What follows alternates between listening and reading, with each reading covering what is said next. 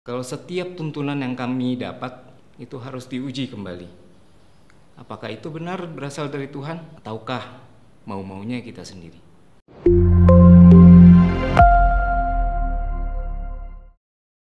Shalom, welcome home.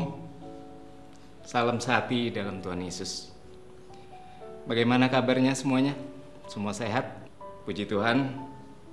Tema pesan yang saya mau bagikan saat ini adalah kesempatan dalam kesempitan. Saya percaya pasti banyak dari kita yang merasakan dihimpit oleh keadaan hari-hari ini. Kita terhimpit dalam penghasilan, terhimpit dalam ruang gerak, terhimpit dalam kehidupan sosial.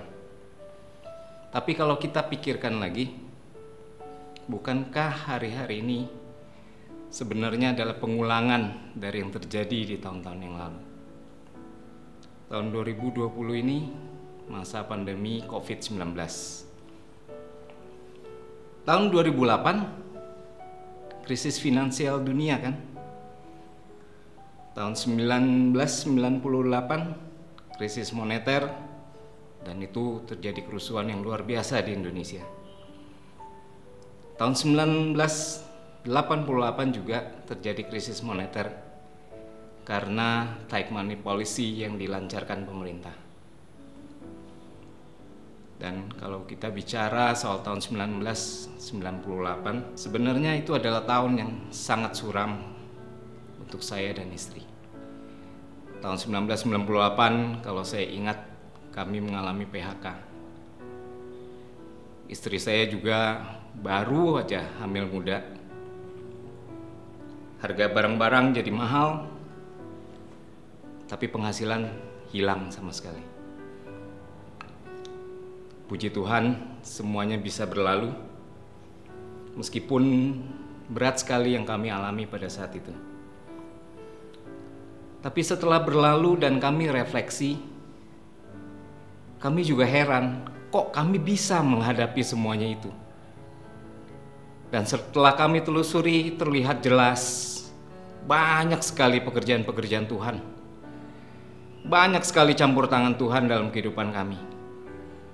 Karena kami kalau lalui sendiri, kami tidak akan kuat.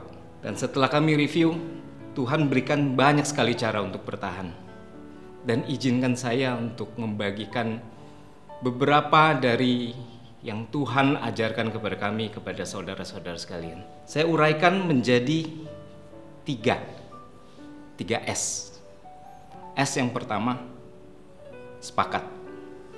Suami istri sepakat dalam menghadapi masalah.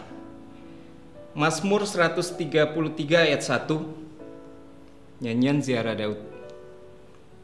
Sungguh alangkah baiknya dan indahnya apabila saudara-saudara diam bersama dengan rukun. Dalam masa-masa sulit ini, banyak-banyaklah suami dan istri saling diskusi, saling tukar pikiran, sepakati apa yang mau dilakukan. Setelah itu, bawa kesepakatan yang sudah dibuat dalam doa dan konsisten jalani kesepakatan itu. Yang kami rasakan waktu itu, kesepakatan membuat kami merasakan beban tidak terlalu berat lagi, dan hidup terasa lebih ringan karena kami jalani bersama-sama. Dan kami senantiasa merasakan dukungan Tuhan dalam hal ini. Itu yang pertama. S yang kedua adalah selidiki. Saya ambil kata ini berasal dari bahasa Inggris inquire, yang berarti menyelidiki, menggali informasi. Jadi maksud saya perlu upaya untuk mencari tuntunan dan kehendak Tuhan. Bukan cuma sekedar berdoa lalu duduk diam menunggu jawaban. Upaya ini juga mencakup menguji lagi tuntunan yang kita dapat dan upaya untuk menjalankannya dengan penuh ketaatan. Dulu kenapa kami jadi banyak berdoa? Alasan utamanya karena kami takut salah langkah. Kami juga banyak mempertimbangkan faktor-faktor lainnya, seperti modal, supplier, lokasi, dan lain-lain. Dan setelah kami pertimbangkan, kami bawa lagi dalam doa. Awalnya sempat beberapa kami coba, Sambil terus kami tanya Tuhan, benar apa atau tidak usaha ini diperuntukkan untuk kami. Dan belakangan kami baru mengerti kalau setiap tuntunan yang kami dapat itu harus diuji kembali. Apakah itu benar berasal dari Tuhan?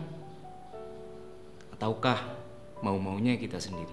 Matius 11 ayat 28 berkata, "Marilah kepadaku semua yang letih lesu dan berbeban berat, aku akan memberi kelegaan kepadamu."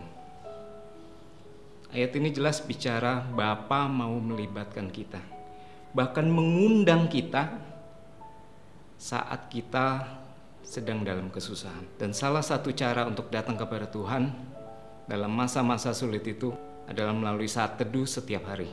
Dalam saat teduh, bicarakan semua dengan Tuhan. Dan jangan lupa, kasih waktu kepada Tuhan untuk menjawab. Dan kita dengarkan dengan seksama. Percayalah, Tuhan kita Allah yang hidup pasti tidak melulu bicara soal kerohanian. Kalau pengalaman saya sendiri, Tuhan bahkan banyak bicara soal pekerjaan. Dan saya dapatkan itu dalam saat teduh saya. Yang terakhir, melibatkan Tuhan dalam kehidupan kita setiap hari juga bicara mengenai kasih kesempatan kepada Tuhan untuk melakukan mujizat dalam hidup kita. Itu S yang kedua. S yang ketiga, studi. Mulailah belajar untuk melakukan hal-hal yang baru. Upgrade diri kita sendiri. Kalau kita sekarang banyak di rumah, pasti jadinya banyak waktu luang, dan manfaatkan itu untuk belajar. Kita harus belajar banyak untuk menyesuaikan diri dengan keadaan sekarang.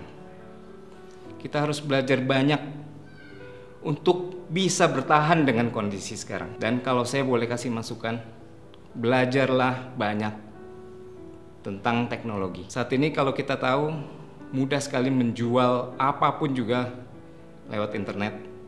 Dan sarana-sarana yang disediakan juga sudah banyak. Ada sosial media, ada chat, atau aplikasi jual beli, dan lain-lain cara-cara yang kreatif. Mungkin ada dari kita yang merasa, aduh teknologi itu susah banget, teknologi itu rumit.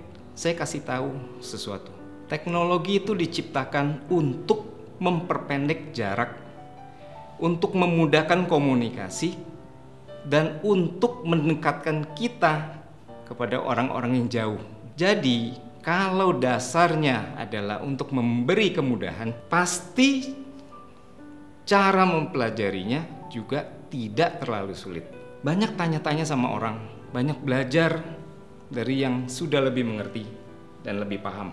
Atau search saja lewat Google. Anda coba ketik satu kata di Google. Belajar cara memperbaiki blender, akan langsung keluar begitu banyak informasi.